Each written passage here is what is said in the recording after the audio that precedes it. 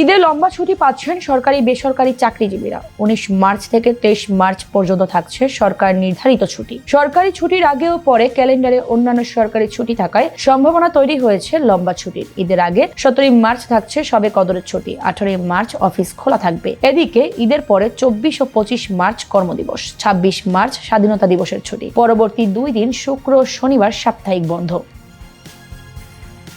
গত বছরের মতো এবারও যাত্রীদের ভোগান্তি কমাতে বড় ছুটির প্রক্রিয়া অনুসরণ করার ঘোষণা দিয়েছেন সড়ক পরিবহন ও যোগাযোগ মন্ত্রী শেখ রবিউল আলম। ফলে সরকারি চাকরিজীবীরা নৈমিত্তিক ছুটি মিলিয়ে 19 মার্চ থেকে 28 মার্চ পর্যন্ত টানা 10 দিনের ছুটি কাটাতে পারবেন। তবে বেসরকারি প্রতিষ্ঠানের ছুটি প্রতিষ্ঠান ভেদে ভিন্ন হতে পারে।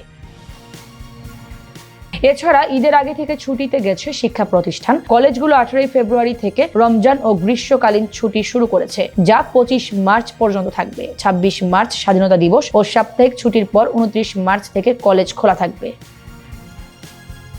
বাংলাদেশে আগে ঈদের সরকারি ছুটি ছিল 3 দিন। ভোগান্তি কমাতে সাম্প্রতিক বছরগুলোতে ছুটি 5 দিন করা হয়েছে। 2023 সালের এক নির্বাহী আদেশে এই ছুটি বাড়িয়ে 4 দিন করা হয়।